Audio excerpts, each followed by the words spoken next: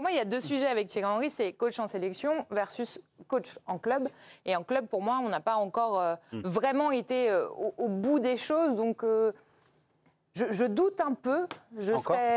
Moi, je doute un peu, donc je serais plus du côté de Swan, parce que pour moi, OK, en sélection, on a vu. Par contre, le rythme d'un club, etc., je ne le pense pas encore. Donc oui pour sélectionneur, mais pas pour coach en club. Donc c'est point pour Swan. Georges, honnêtement. Ah ben on est là pour être honnête. Après, je peux être malhonnête. Non, mais c'est pour ça que je précise, parce que parfois il est un peu vicieux. Georges, honnêtement, quand Thierry Henry arrive à la sélection Espoir, on se dit tous, c'est un coup de pub, les JO, il y a un vrai climat de défiance.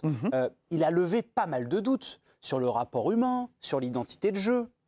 Bah moi je suis complètement d'accord avec ça, c'est pour ça que moi j'aurais pas de doute. Effectivement j'entends le côté est-ce qu'il peut être plus qu'un sélectionneur et être dans le quotidien d'un club, mais ce serait peut-être un peu sous-estimer justement ce qu'il a réussi à construire en 1 an. Et quand on est dans une sélection par exemple, on sait que c'est difficile de construire quelque chose tactiquement souvent. Quand on construit peut-être plus sur l'énergie d'un groupe, ce qui peut se passer. C'est difficile pour un sélectionneur d'avoir un style de jeu. Thierry Henry il a réussi à faire ça.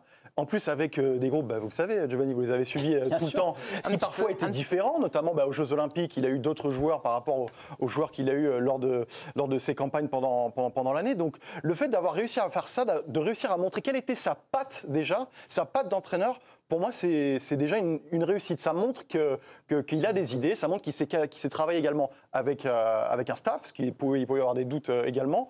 Donc, je trouve Gérald Batic, les gars avec clichés. Exactement, je trouve qu'il a enlevé plein de questions qu'il pouvait y avoir sur lui. Je ne sais pas ce qu'il peut faire de plus, finalement, pour convaincre encore sur ses capacités d'entraîneur. David, vous avez travaillé sur Prime Video. On rappelle que Thierry Henry était consultant star. Et quel consultant. Non mais c'est vrai que parfois, les gens ne se rendent pas compte de l'aura que peut avoir Thierry Henry. Je l'ai vu, moi, au quotidien avec l'équipe de France Espoir, mais si c'est une jeune génération, il y a quelque chose. C'est quelqu'un qui pue le football. C'est incroyable. Bon, déjà, tu l'as évoqué, Swan, il y a cette passion incroyable qui le pousse à tout regarder, à tout analyser de façon permanente. Et puis moi, là où je pense qu'il a énormément progressé, et ce qui me fait que pour moi, il n'y a plus vraiment de doute, c'est sur la partie justement gestion humaine qu'il avait bloquée à Monaco. On avait vu qu'avec les jeunes, ça passait pas trop, il y avait une barrière.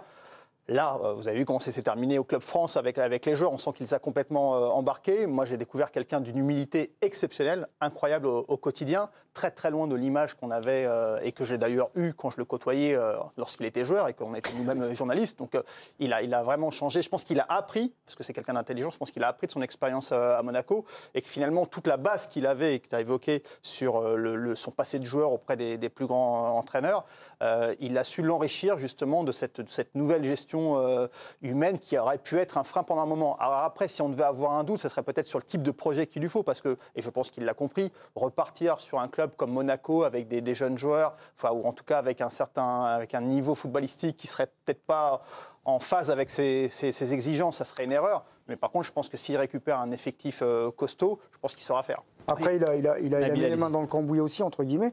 Il a fait preuve d'humilité parce qu'on estime qu'il a un ego. Il a été entraîné Montréal. Voilà. Moi, par exemple, j'avais fait l'interview de Wilfried Nancy, qui était son adjoint à ce moment-là, qui est devenu champion du monde, champion des États-Unis avec Columbus, qui avait énormément appris auprès de lui.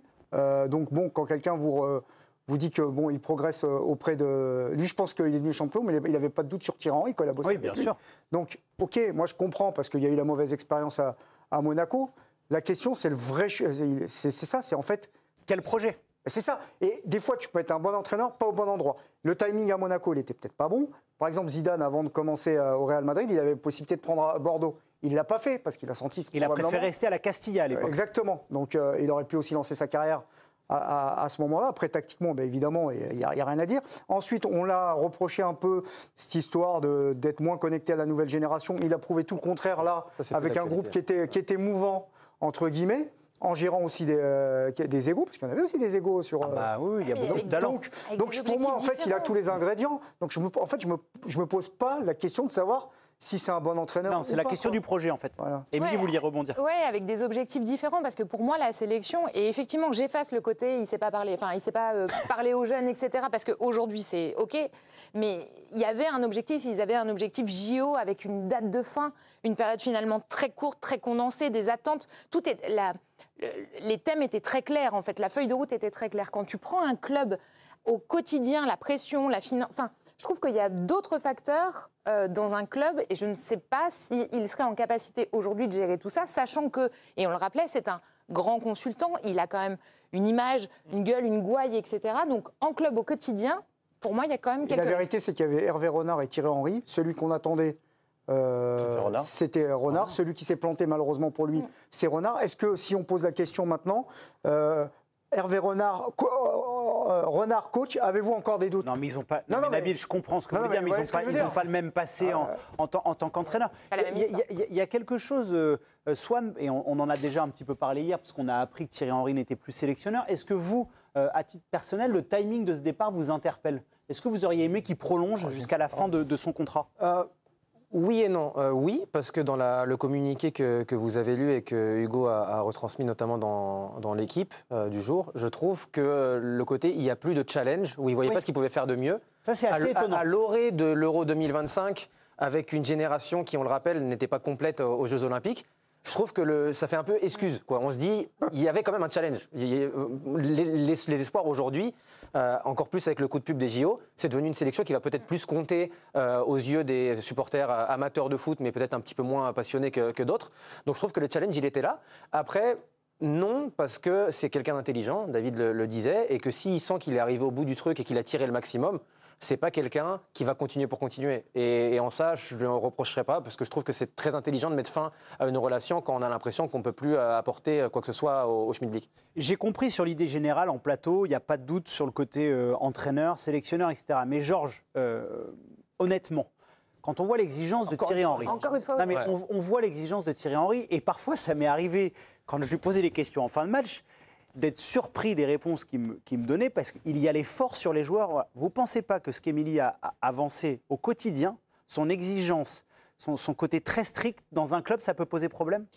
Moi, je ne suis pas certain parce que, un peu comme le disait David tout à l'heure, je pense que c'est quelqu'un de très intelligent, Thierry Henry. Très intelligent surtout dans la façon de se remettre en cause lui-même. Je pense qu'on l'a vu dans toutes les interviews qu'il a données pendant toute cette période-là, où il y avait parfois même un peu l'autocritique par rapport à ce qu'il a Il a beaucoup d'autodérision sur lui. Non, mais beaucoup d'autodérision, mais ça, c'est quand même quelque chose qui montre que c'est quelqu'un qui est pas complètement, on va dire, enfermé dans ses idées, pragmatique. Vous n'allez pas me bouger de ce que je veux. C'est quelqu'un d'assez flexible. Il y en a qui sont plus pragmatiques que lui. Mais non, alors qu'il a un peu cassé cette image qu'on pouvait avoir de lui, quelqu'un de difficile à bouger. Souvenez-vous, quand son nom avait circulé au Paris Saint-Germain à une époque, on disait, mais attendez... C'était en adjoint de Julian Nagelsmann. Mais, souvenez-vous, on disait, mais comment il pourrait travailler avec Julian Nagelsmann, quelqu'un avec l'ego de Thierry Henry?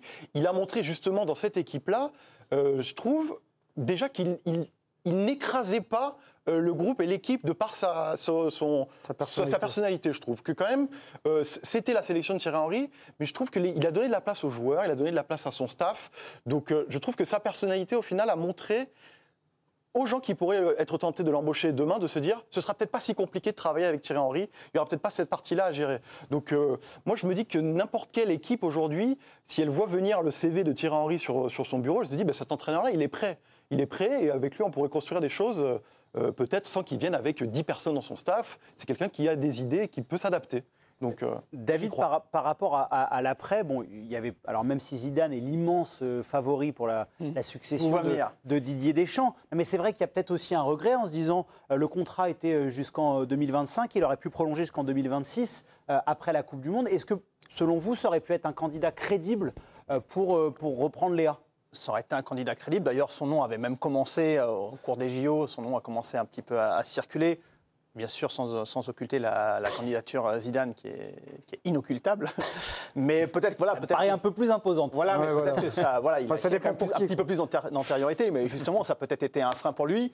Peut-être qu'effectivement, il se voit. Et puis il y a peut-être d'autres sélections qui peuvent l'intéresser. On sait que son nom a circulé du côté de la sélection américaine également. Visiblement, ça serait Pochettino oui, ça a été fait. C'est officiel, ça y est. Je suis pas convaincu du choix pour les États-Unis, mais enfin, c'est un autre débat. On voit en tout cas qu'il est séduisant à l'international, donc c'est sûr que de toute façon, on a vu son attachement au bleu, son attachement à la France, il est extrêmement fort, donc ça restera dans un coin de sa tête. Après, en termes de timing, comme je ne sais plus qui l'a dit tout à l'heure, mais à un moment, il faut être, je crois que c'est Nabil qui disait ça, il faut être au bon endroit au bon moment. Oui. Et c'est l'histoire de ma vie. Dans les parages. Mais par contre, c'est vrai que c'est toujours une question le timing est vraiment le plus important dans cette histoire, parce que ton image, c'est quand même très, très, très difficile de la conserver au summum très longtemps quand tu es coach, parce que les expériences font que ça peut vite repartir dans l'autre sens. Quand même, son grand succès, c'est la question qu'on se pose là, ici, aujourd'hui. Bien sûr. Qui aujourd'hui serait scandalisé si Thierry Henry était intronisé sélectionneur de l'équipe de France? Vous demandez à n'importe quel Français, je suis sûr que... sachant qu'il y a la candidature de Zidane, je pense que si. Non, mais attendez, on pose la question il y a un an, je pense que c'est non à 90%, 80%. Il a grappé quelques pourcentages. Exactement, donc il a changé son image, même par rapport aux Français en général. Mais c'est ça. Cette image un petit peu distante et tout ça, ça a également, son rôle de consultant à Prime a également beaucoup joué, mais je trouve qu'il a réussi à gagner sur ce terrain-là quelque chose en un an qui était inimaginable. Et Émilie, on rappelle que vous travaillez dans la communication, justement sur l'image de Thierry Henry. Bon, la fin de sa carrière de joueur, il y a cette main face à l'Irlande, c'est un joueur qui a été beaucoup contesté. Après ça, nous, Français, on a du mal avec les idoles, c'est dommage. Naïsna également. Honnêtement, aux sorties des JO, le fait qu'il lâche juste après les Jeux Olympiques, ça ne peut pas être négatif pour son image? Enfin, moi, j'ai trouvé ça positif en termes de communication parce que du coup, il part aussi au bon moment. Il a rempli sa mission, son image, elle est nickel. On l'a vu avec les joueurs, on l'a vu célébrer, tout va bien. Il part avec une médaille et du coup, le projet, OK, ça c'est fait. Donc pour moi, au contraire, c'est-à-dire qu'on n'avait pas eu le temps de critiquer Henry. Et pire, on l'a plaint parce qu'il n'a pas eu les joueurs qu'il voulait. Il a rencontré finalement les mêmes soucis. Honnêtement, il a fait face à des difficultés énormes. Ouais, des contraintes. Des contraintes qu'on n'imaginait pas en disant non mais c'est Thierry Henry, il va avoir tous les joueurs, etc. Donc pour moi, c'est nickel, mission accomplie. Ouais, mais d'ailleurs, à mon avis, il avait plus à perdre qu'à gagner en restant. Parce que finalement... Bon, tu es champion d'Europe espoir, ok, mais c'est une catégorie bâtard. Ça reste que les espoirs. Et tu te plantes, par contre, tu serais pris en pleine. Et puis avec des attentes de gens beaucoup plus hautes, du coup, parce que ça y est, on a la médaille, donc il faut aller encore plus loin. Non, mais les joueurs, en plus, dans cette catégorie-là, pour eux, ça ne les intéresse pas d'y rester. Quoi. Ce qu'ils veulent, c'est les A. Tu as fini ton apprentissage, entre guillemets. Quoi. Même s'il avait réussi quand même à donner une identité, les joueurs étaient contents d'y aller, il y avait du plaisir. Une mission bien identifiée qui est les JO, mais... Puisqu'on parle de cette mission-là, il y aura quand même une suite pour l'équipe de France Espoir. Il y a une qualification pour le championnat d'Europe. On rappelle que ces matchs sont à suivre en clair, en direct, sur la chaîne L'Équipe. Il y a des noms qui se détachent, notamment Gérald Batic, qui était un des adjoints de Thierry Henry, et Patrick Vieira. Nabil, vous avez une préférence? Une préférence? Vieira, je ne le vois pas. Pour lui, ce serait un peu un déclassement, là. C'est un projet intéressant, non?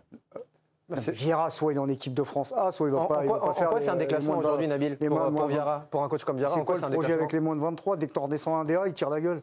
Non, c'est pas tout le temps vrai. Non, mais je veux dire, non, mais attendez, Patrick Vieira, il a été entraîneur de plusieurs clubs, clubs en première ligue. Son nom a également circulé du côté des États-Unis. Là, vous m'expliquez qu'il va prendre les moins de 23 français? Là, pour l'instant, moi, j'ai pas eu Patrick au téléphone. Non, mais... Désolé, il n'a pas encore signé avec, pour moi, je le vois pas du tout dans ce genre de projet, Patrick Vieira. Bon, on va voir. Je me trompe peut-être, ça sera peut-être lui. Et puis, moi, je trouve passerai les images, je passerai pour une pipe et c'est tout. Moi, je trouve ça intéressant pour Patrick Vieira. Et après, je nous trouve hyper dur avec Thierry Henry sur peut-être ce qu'il a fait par le passé. Et peut-être hyper gentil avec Patrick Vieira sur ce qu'il a pu prouver éventuellement en tant que coach aussi, parce qu'il y a des clubs sur le CV, mais il n'y a pas eu toujours des réussites aussi. Donc faire quelque chose de bien avec les espoirs pour Patrick Vieira, qui est un champion tout aussi inspirant que Thierry Henry, on le disait aussi hier, moi je trouve pas ça choquant. Après, Batic, c'est bien, dans la continuité. Dans la continuité. Il faudra voir ce que fait Gaël Clichy également, qui était un membre important du staff de Thierry Henry. Il y avait un duel présidente entre Swan et Nabil. Qui s'est imposé? Alors là, on va voir. J'ai un doute. La réponse. Vous avez un doute? Ah ben, mon doute est confirmé. Mais c'est serré. Honnêtement, bravo Nabil. Je partais un peu de loin, mais...